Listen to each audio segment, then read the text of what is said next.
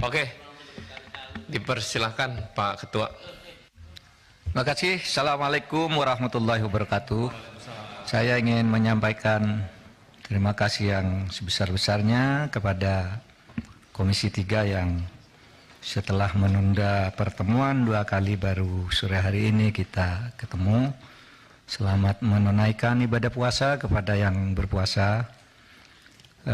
Dan saya melalui gedung yang terhormat ini mengucapkan selamat kepada seluruh warga Polhukam di seluruh Indonesia, karena hari ini adalah hari ulang tahun atau hari lahir Polhukam, 29 Maret. Dulu lahirnya tahun 98 ketika Presiden mengangkat Profesor Jenderal Panggabean sebagai Polhukam, Menko Polhukam yang pertama. Saudara, selain itu saya ingin menyampaikan bahwa kedudukan DPR dan pemerintah ini sejajar. Oleh sebab itu kita harus bersama bersikap sejajar, saling menerangkan, saling berargumen. Tidak boleh ada yang satu menuding yang lain seperti polisi memeriksa copet. Pemerintah bisa melakukan itu. Oleh sebab itu, mari kita setara aja, saling buka. Itu tadi yang substansi, ya kita tunjukkan nanti datanya, ya. Tapi saya ingin bagi dua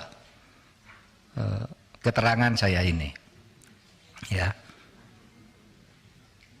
Pertama, saya ingin menegakkan soal legal standing. Bolehkah Menko Polhukam mengumumkan data pencucian uang ke publik yang kemarin dipersoalkan? Saya jawab nanti. Lalu yang kedua nanti substansi tadi yang menyangkut yang sudah tadi dijelaskan oleh Ibu Sri Mulyani, sahabat saya yang sangat baik. Saya kira salah seorang menteri yang terbaik di kabinet, sehingga harus saya bantu dengan sebaik-baiknya. Saudara sekalian, saya mengumumkan kasus itu, saudara, adalah sifatnya agregat. Jadi perputaran uang tidak menyebut nama orang, tidak menyebut nama akun. Itu tidak boleh. Agregat, bahwa perputaran uang dari sekian ratus orang itu 249 T. Agregat. Ya. Saudara, yang disebut namanya hanya yang sudah menjadi kasus hukum. Seperti Rafael, Angin Prayitno, dan mungkin ada nama yang memang sudah menjadi kasus hukum, tetapi kasus hukum pidananya, kasus pencucian uangnya, saya Anda mau diinterupsi lah, interupsi itu urusan Anda. Masa orang ngomong diinterupsi? Nantilah Pak. Saya kan tadi sudah bilang, pakai interupsi-interupsi tidak selesai-selesai kita ini. Lalu nanti saya yang interupsi dituding-tuding lagi. Saya tidak mau. Artinya kalau begitu, misalnya saya membantah lalu di sini ada berteriak, keluar, saya keluar. Saya punya forum. Saya setiap kesini dikoroyok, belum ngomong sudah diinterupsi, belum ngomong interupsi. Waktu kasus itu juga, waktu kasus Sambo, belum ngomong sudah diinterupsi, dituding-tuding, suruh bubarkan. Jangan begitu dong. Mati ya mic-nya.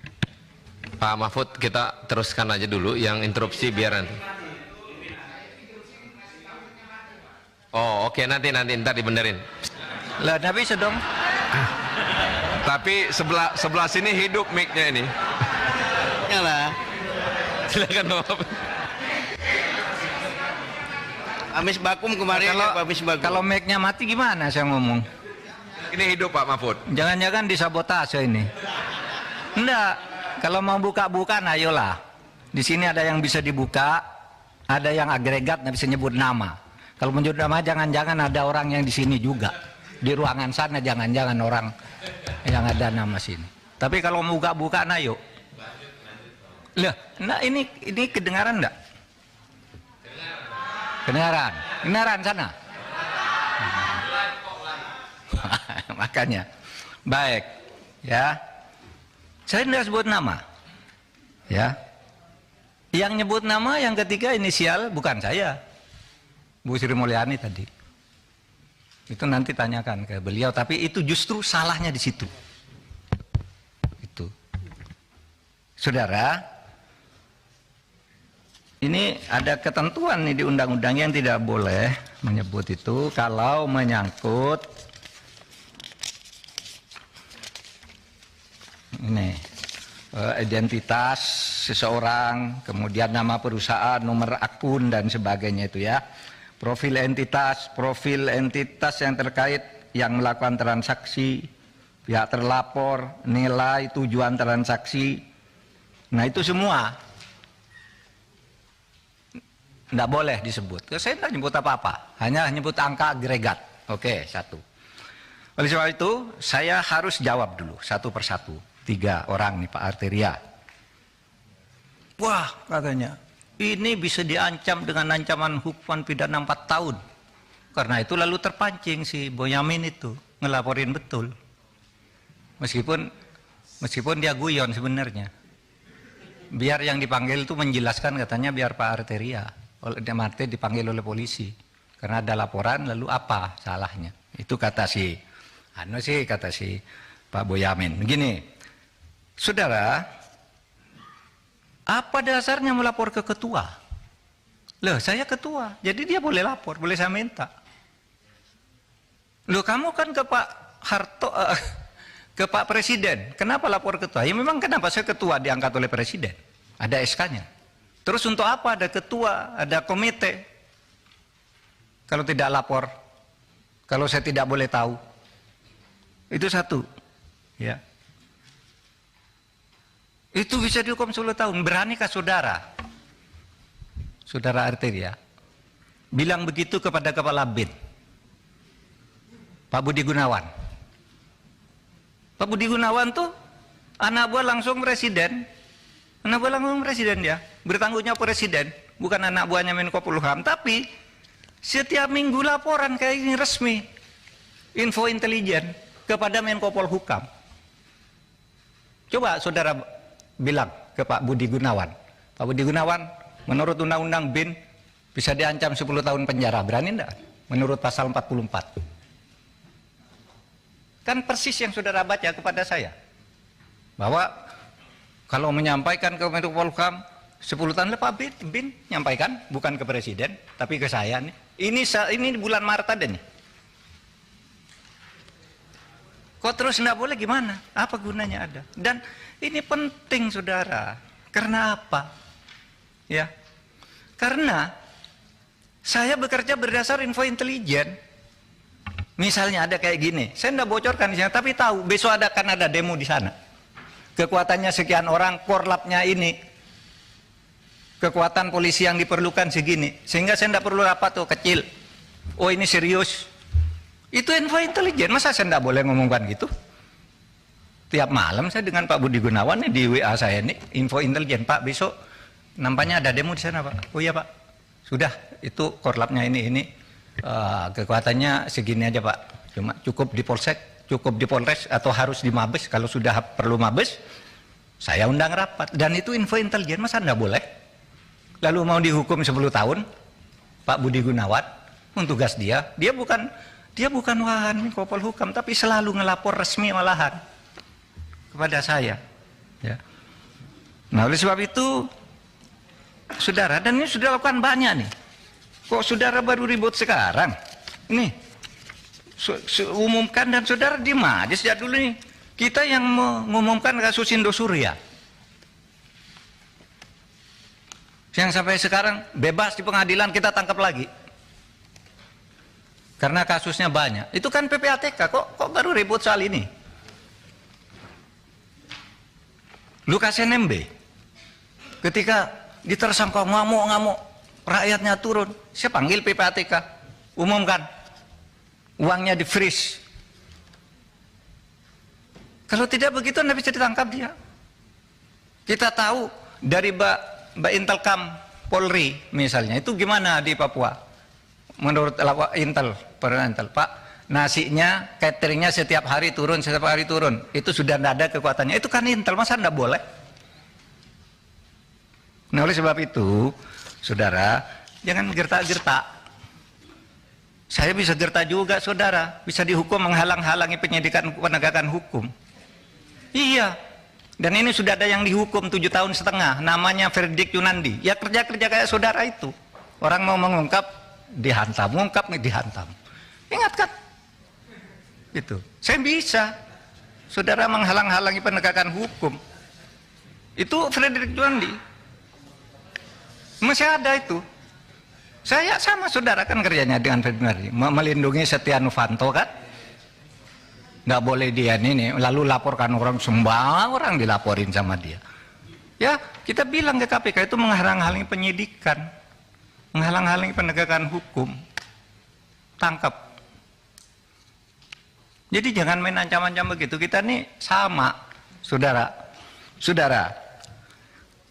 Oleh sebab itu, saudara, saya ingin menegaskan itu kepada Pak Arsul. Harap jangan dipotong. Pak Arsul bicara kewenangan. Menurut Perpres kewenangan Polhukam itu A, B, C, D. Tidak berwenang mengumumkan. Loh, saya tanya, apa dilarang mengumumkan? Kalau tidak berwenang, apa dilarang? Kalau di dalam hukum itu sesuatu yang tidak dilarang itu boleh dilakukan. Anda dari pesantren nih, saya bacakan dalilnya. Wal aslu fil uqudi wal muamalah as-sah hatta yaqumu dalilun alal batalani wa tahrim. Pimpinan, izin pimpinan. Boleh bicara? Nanti dulu. Menurut saya biarkan gini, menjelaskan dulu dong. Nanti gini. Bicara. Saya mohon izin ke pimpinan. Boleh nggak saya bicara? Nanti dulu. Oke. Nanti dulu. Silakan. Jadi setiap urusan itu kalau tidak ada larangan, boleh kecuali sampai timbul hukum yang melarang. Itu pesantren kan? Dalil di pesantren waktu kecil udah menghafal kayak gini. Nanti kalau di dalam hukum umum, saya katakan juga sekarang ke Pak Beni. Pertanyaannya kok seperti polisi. Menko boleh ngomongkan apa enggak? Begini Pak, kalau seperti boleh apa tidak? Begini kalau substansi, boleh apa tidak? Jawab iya atau tidak. Kan tidak boleh tanya begitu. Itu. Harus ada konteksnya dong. Sudah bilang, boleh. Boleh katanya. Ini yang saya lihat. Kalau boleh sebutkan pasalnya, boleh kok harus ada pasalnya. Kalau boleh itu tidak perlu pasal. Misalnya saya tanya ke Pak Beni, boleh tidak saya ke kamar mandi sekarang? Boleh, mana pasalnya? Tidak ada, karena boleh. Kalau dilarang baru ada pasalnya. Di mana dalilnya? Nah, sekarang bukan bahasa Arab, bahasa Latin. Nolum delictum nola punasine previa lege punale. Ini dalam hukum pidana. Tidak ada satu kesalahan, tidak ada sesuatu yang dilarang itu sampai ada undang-undang yang melarang lebih dulu. Ini tidak dilarang kok. Lalu ditanya kayak copet aja. Memang siapa? Pak Mahfud. Ya. Jadi ini Pak Mahfud menjawab apa yang diungkapkan oleh Pak Arsul, Pak Arteria. Nanti habis ini Pak Beni berarti kalau gitu ya? Iya, tadi sudah. Oh, udah. Iya Pak Beni yang bertanya sewenang-wenang. Jadi teman-teman, sebentar Pak Mahfud, supaya dalam rapat ini apa yang mungkin seminggu terakhir penyampaian di publik dan rapat yang kemarin sudah disampaikan oleh Komisi 3, ini Pak Mahfud menyampaikan juga klarifikasi tentang terkait apa yang sudah teman-teman ungkap. Jadi berikan ruang Pak Mahfud untuk mengklarifikasi. Nanti setelah Pak Mahfud menyelesaikan, teman-teman silakan untuk menyampaikan hal terkait apa yang disampaikan Pak Mahfud. Silakan Pak Mahfud. Ya, saya kira sudah begitu aja. Ya. Terima kasih sudah nonton. Jangan lupa like, subscribe, dan share ya.